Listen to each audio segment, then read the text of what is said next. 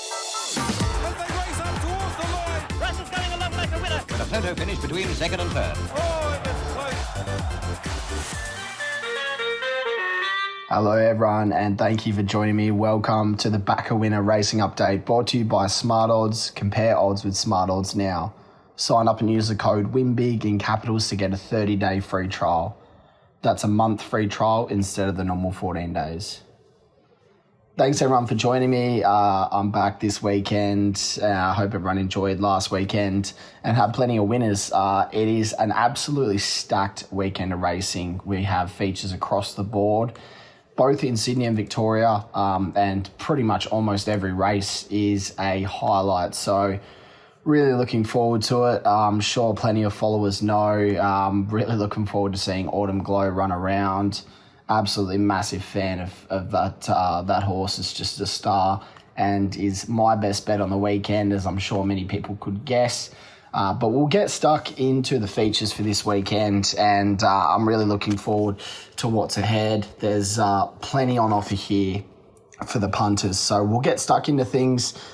First off, I'll go in Sydney. So we've got a fair few features across the board in Sydney this weekend, and I think there's a lot of favourites that are going to be really hard to beat, and there's a lot of really good chances in quite a few of these fields. So firstly, with the first two features, the Arrowfield Breeders' Plate and the Gimrack Stakes, I think it's best to just keep an eye on the market with these. I mean, it'll tell you what to do here, who has a good chance, but Timmy Clark has a couple of good rides here, and they've all been respected in the markets. But the Dulcify Stakes is the one I'm keen on, and Without Peers, who I'm with. This is a decent open field, but I think Without Peers racing in really good fashion, drawn for a nice run in transit, and at the moment $4.20 on the odds comparison.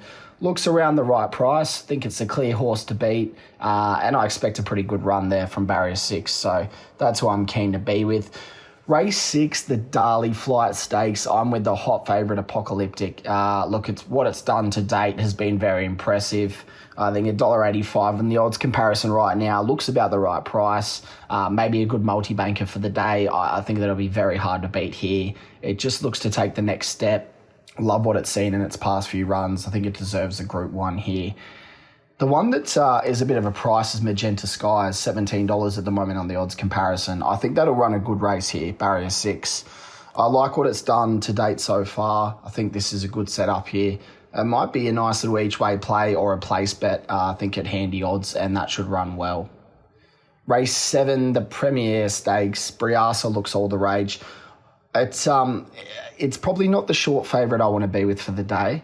I thought it had its chance last start, and it was a very good run in a handy field.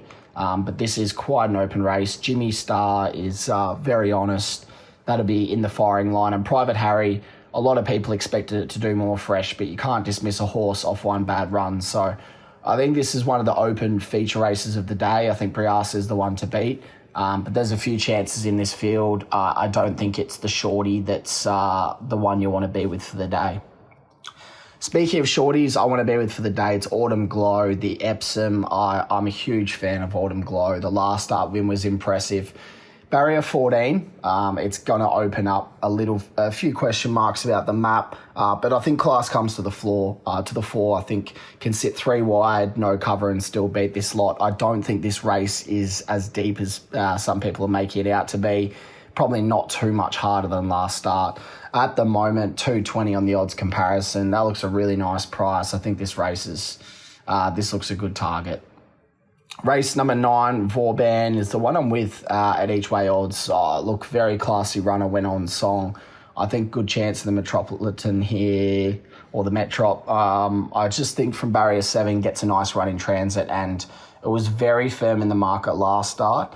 And as I said prior, you just can't jump off them sometimes when there's a lot of backing. Each way, $11. I think that's over the odds. That should run a really good race here. Moving over to Flemington, race 1, I'm sticking with She's an Artist, due for another win. I think $2.90 on the odds comparison. Looks around the right price.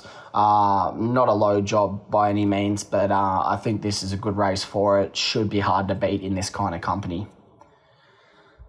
Race number 2, I do have Euro Canto on top, but again, keep an eye on the market for these next few.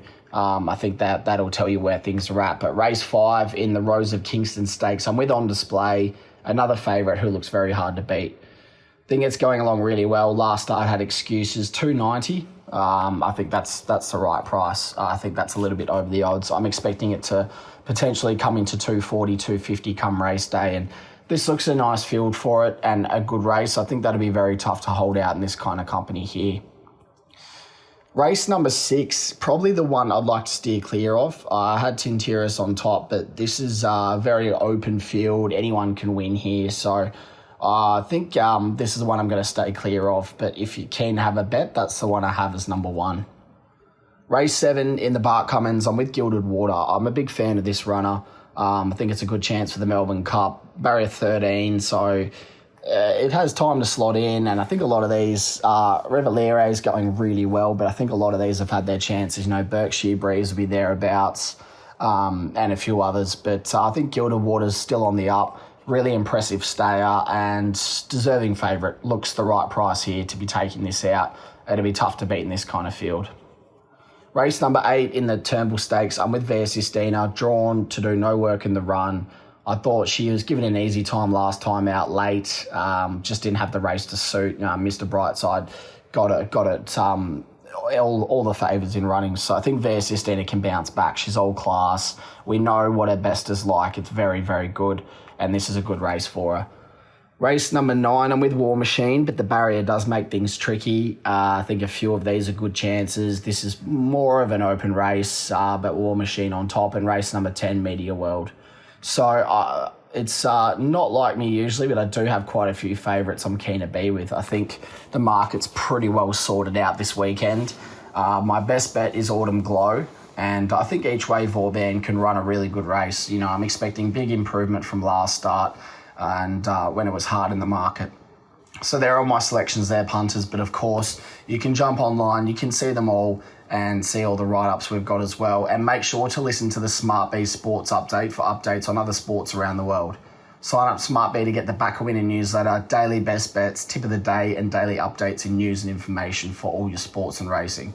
And make sure to follow SmartB app on all social media platforms and Back a Winner on Twitter/X. As they race up towards the line. With a photo finish between second and third. Oh,